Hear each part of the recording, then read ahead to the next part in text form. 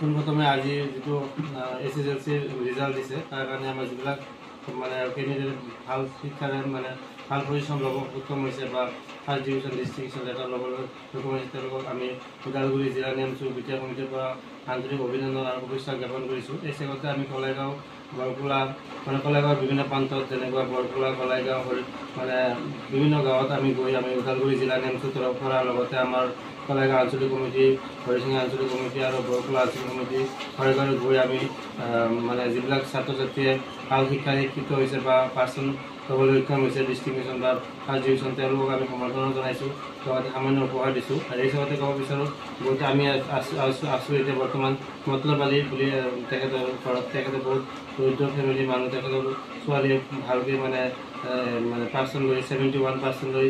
মানে কলাইগাঁৱত এটা সুনাম কৰিবলৈ সক্ষম হৈছে আৰু তেখেতক আমি এই হিচাপতে অভিনন্দন জনাম। আৰু ছাত্ৰীজন বহুতো মেধাৱী ছাত্ৰী তেখেতে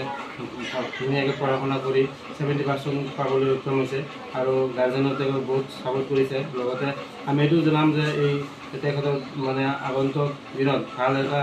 মানে দিশত গৈ আমাৰ অঞ্চলত কলাইগাঁও চিঙিমাৰী অঞ্চলৰ নাম কৰি আনিব আৰু উজ্জ্বল ভৱিষ্যত কামনা কৰিব। তেখেতে কলাইগাঁৱৰ